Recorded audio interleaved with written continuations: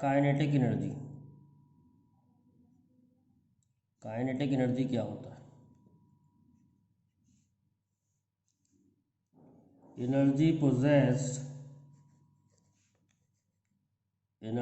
possessed by a body by virtue of motion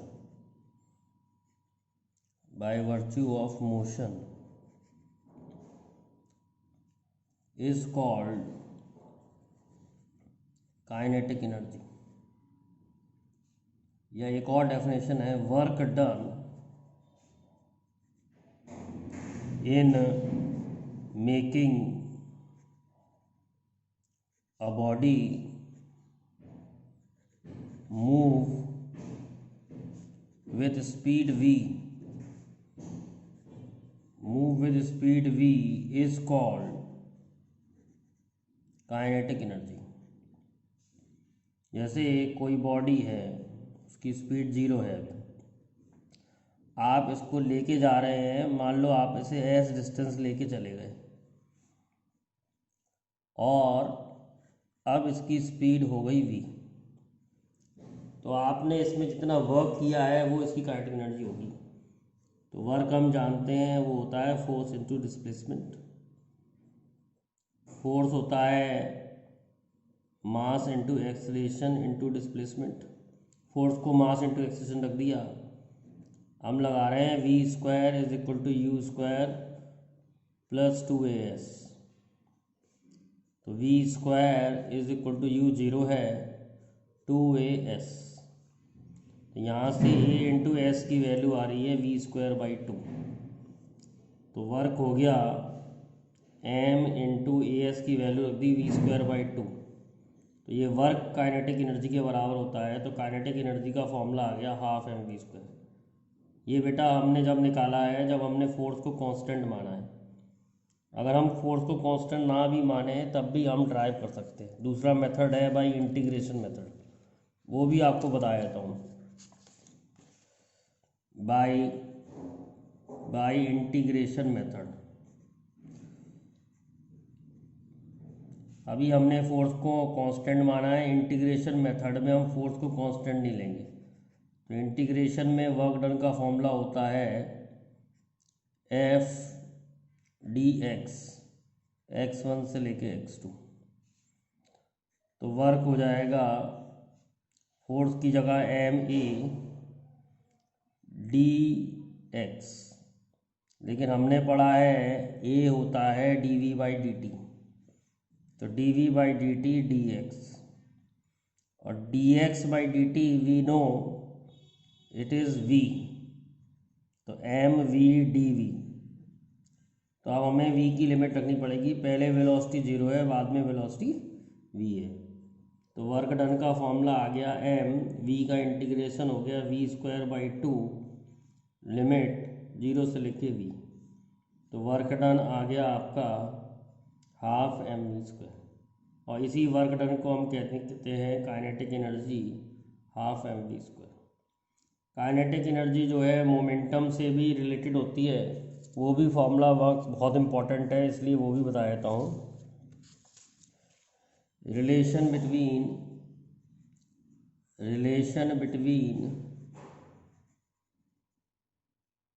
kinetic energy and momentum बहुत important है। Kinetic energy and momentum, kinetic energy और momentum में क्या relation होती है?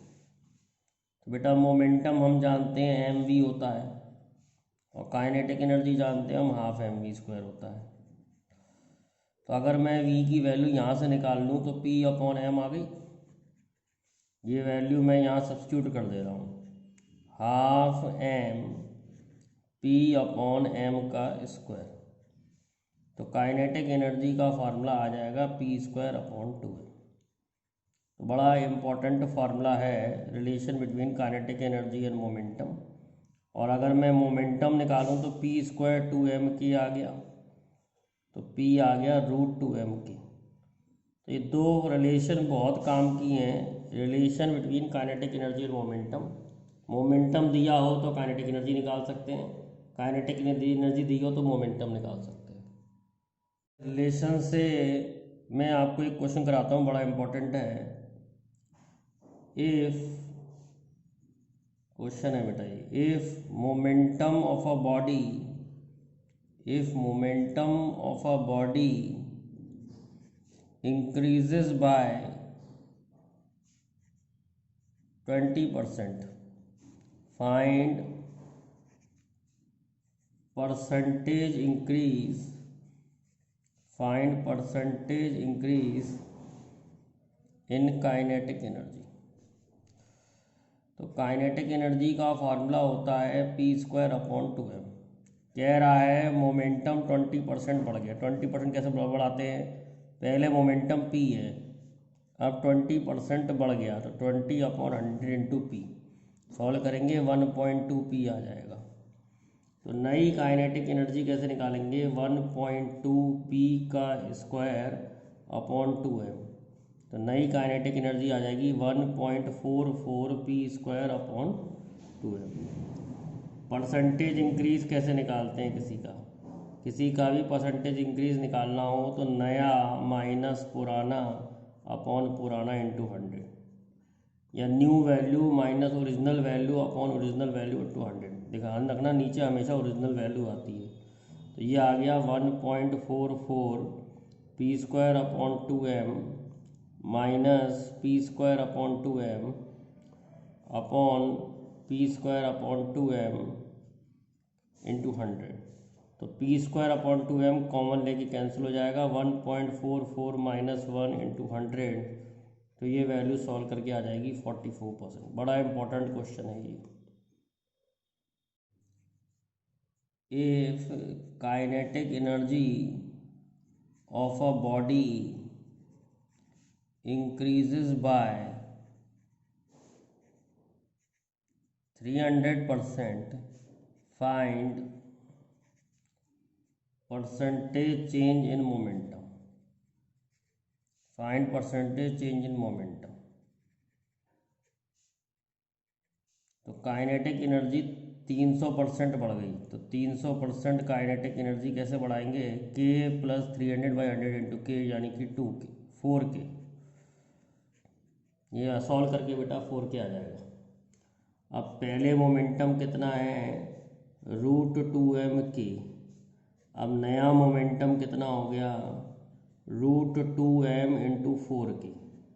तो 4 का √2 हो जाएगा 2 इंटू √2m k। मैंने क्या बताया था, नए परसेंटेज इंक्रीज़ के लिए, परसेंटेज इंक्रीज़ के लिए बड़ा सिंपल है, नया माइनस पुराना अपॉन पुराना into 100।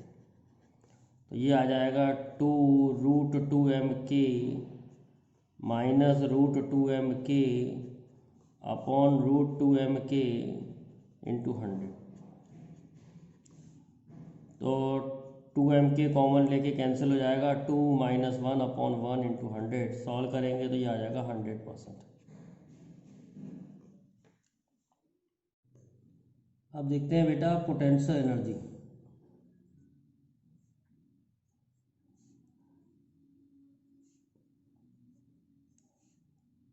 Energy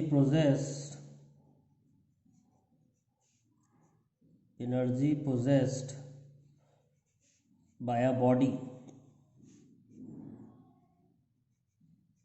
due to height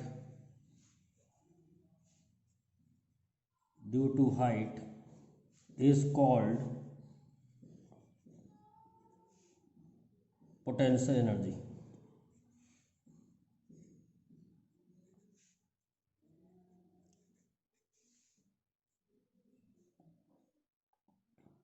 Potential energy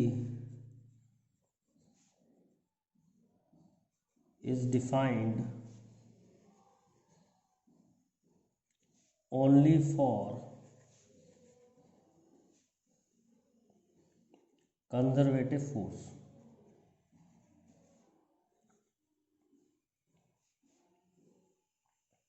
Potential energy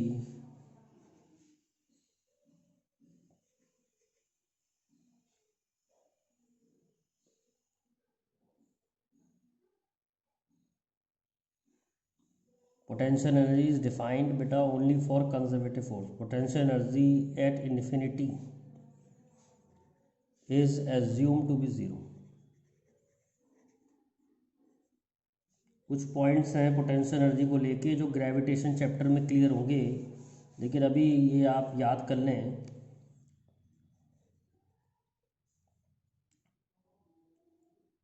तो अभी हम बहुत सिंपल डेफिनेशन पढ़ेंगे पोटेंशियल एनर्जी की, लेकिन बाद में ग्रेविटेशन चैप्टर में और डिटेल में पढ़ाऊँगा। वर्क डन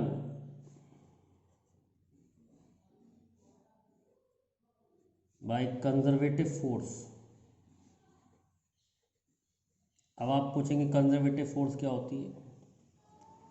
जिसमें वर्क डन पाथ पे डिपेंड नहीं करता, ऐसी फोर्स को कंजर्वेटिव कहते हैं। नेक्स्ट वीडियो में इस पर डिटेल में बता दूंगा कंजर्वेटिव और नॉन कंजर्वेटिव फोर्स क्या होती है। अभी इतना याद रखें, अगर वर्क डन पाथ पे डिपेंड करता है तो उस फोर्स को कहते हैं कंजर्वेटिव, और अगर वर्क डन पाथ पे डिपेंड नहीं करता है तो उसे कहते हैं conservative force. Work done path पे डिपेंड नहीं करे then force is conservative. Gravitational force एक कंजर्वेटिव फोर्स है, इसको प्रूव करेंगे आगे वाली वीडियो में बताऊंगा। वर्क डन वो ग्रेविटेशनल फोर्स एक कंजर्वेटिव फोर्स है। तो work done by conservative force and potential energy में क्या रिलेशन है?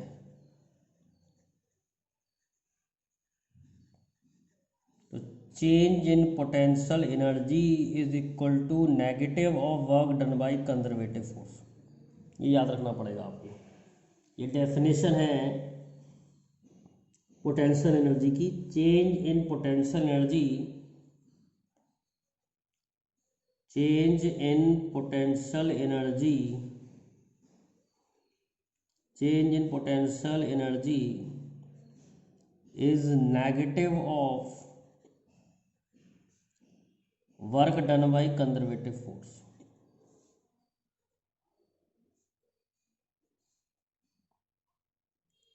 तो आपने पोटेंशियल एनर्जी का फॉर्मूला जो बचपन में पढ़ा है वो पढ़ा है mgh। एक्चुअली में वो गलत फार्मूला पढ़ा है आपने।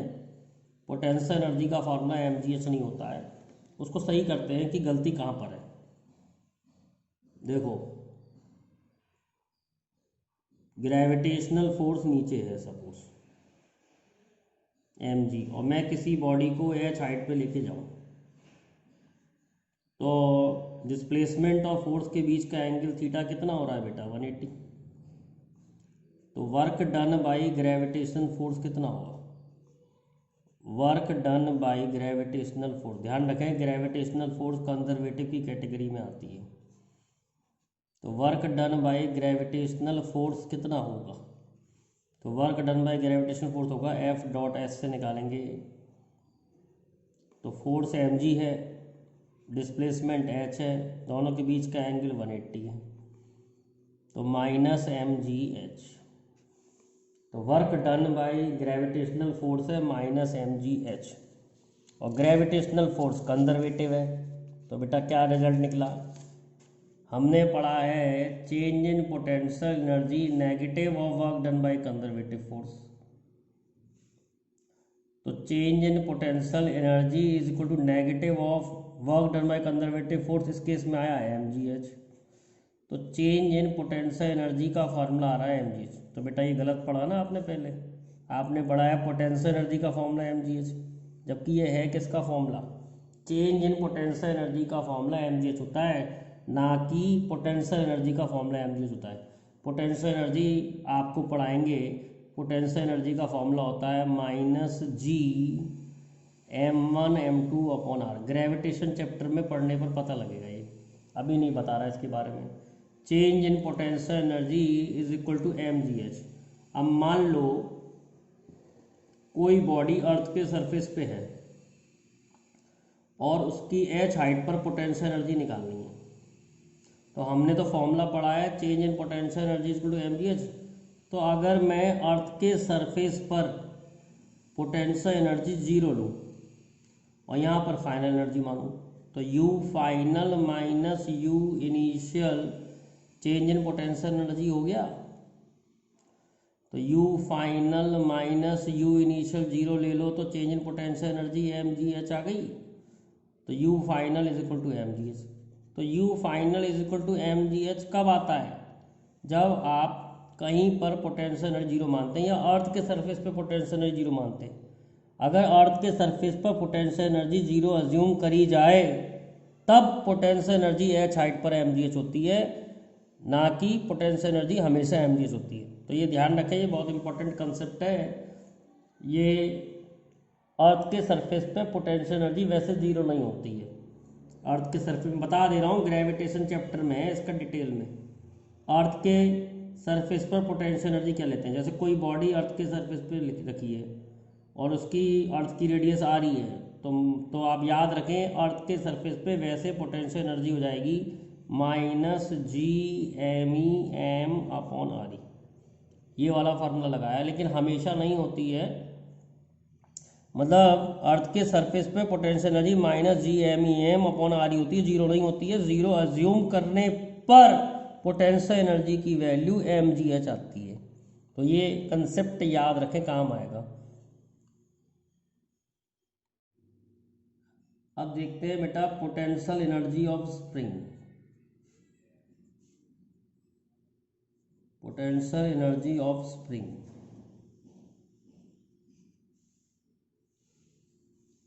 तो बेटा work done in stretching a spring, work done in stretching a spring is stored in form of potential energy of spring। तो जैसे कोई स्प्रिंग है, ये नेचुरल लेंथ है इसकी, तो मुझे इसको खींच करके x डिस्टेंस पे ले जाना है। को खींच करके मेरे को x डिस्टेंस पे ले जाना है, तो जो मेरा वर्क होगा उसे हम कहेंगे work done in stretching a spring. लेकिन एक चक्कर है, जो एक्सटर्नल फोर्स होती है स्प्रिंग को खींचने पर, वो डिपेंड करती है कि कितनी स्प्रिंग खिंची हुई है, के एक्स। तो x होता है एक्सटेंशन ऑफ स्प्रिंग। तो फोर्स इज वेरिएबल। जब फोर्स वेरिएबल होगी तो इंटीग्रेशन करने के लिए मेरे को वर्क निकालने के लिए बेटा इंटीग्रेशन करना पड़ेगा। तो मान लो अभी स्प्रिंग जो है वो y खिंची हुई है, मान लो y खिंची हुई है, और मैंने उसको थोड़ा सा और खींचा dy कुछ फोर्स लगा के F एक्सटर्नल। तो पहले मुझे इस छोटे से खींचने का वर्क लिखना पड़ेगा। तो इस छोटे से खींचने का वर्क होगा F एक्सटर्नल dy, दोनों सेम डायरेक्शन में है तो cos 0 आ गया। और इस समय F एक्सटर्नल फोर्स होगी ky, क्योंकि स्प्रिंग y खिंची हुई है। क्योंकि बेटा स्प्रिंग y खिंची हुई है तो फोर्स होगी ky और dy आ गया, cos 0 की वैल्यू 1 आ गई। अब मुझे खींचनी कितनी है टोटल? मुझे खींचनी है x तक, तो मुझे इंटीग्रेट करना पड़ेगा ऐसे 0 से x। तो टोटल वर्क डन निकालने के लिए के वाई डी वाई 0 से लेके x। तो बेटा w के वाई का इंटीग्रेशन क्या होगा? के तो स्प्रिंग कांस्टेंट है, के कांस्टेंट होता है, y का इंटीग्रेशन हो गया बेटा y²/2। लिमिट कहाँ से कहाँ? 0 से लेके x। तो वर्क डन की वैल्यू क्या आ रही है? हाफ के x² माइनस 0², तो हाफ के x²। अब मैंने बताया जो वर्क डन होता है वही पोटेंशियल एनर्जी के रूप में स्टोर हो जाता है। तो पोटेंशियल एनर्जी ऑफ स्प्रिंग का फॉर्मूला आ रहा है हाफ के x²। इसी फॉर्मूले के लॉजिक से अगर हम देखें कि अगर स्प्रिंग को x1 से x2 खींचना होता है तो फिर कितना वर्क करना पड़ता है, ये भी काम का रिजल्ट है बहुत। जैसे मैं निकालना चाहूँ work done in stretching a spring work done in stretching a spring from x1 to x2। मतलब कहने का मतलब पहले x1 खींची हुई है फिर x2 खींचनी है टोटल, तो कितना वर्क करना पड़ेगा। तो मैं यही वाला डेरिवेशन बीच में से ले लेता हूँ। वर्क डन का फॉर्मूला था के वाई, तो पहले हमने 0 से खींची थी x तक, अब हम खींच रहे हैं x1 से लेके x तक, x2 तक। तो वर्क डन हो जाएगा के वाई का इंटीग्रेशन हो जाएगा y²/2 लिमिट x1 से लेके x2। तो वर्क डन आ जाएगा k/2 x2² माइनस x1²। तो ये फॉर्मूला बहुत कीमती है, बहुत सवालों में काम आता है कि work done in stretching spring होता है k/2 x2² माइनस x1²। के को याद रखें, के होता है स्प्रिंग कांस्टेंट, के बेटा होता है स्प्रिंग कांस्टेंट। आगे के लिए बता दूं, के जो है लेंथ के इन्वर्स भी होता है। जैसे स्प्रिंग को आधा कट कर देंगे तो के डबल हो जाएगा। If spring is cut half, spring is cut half, के बिकम्स डबल।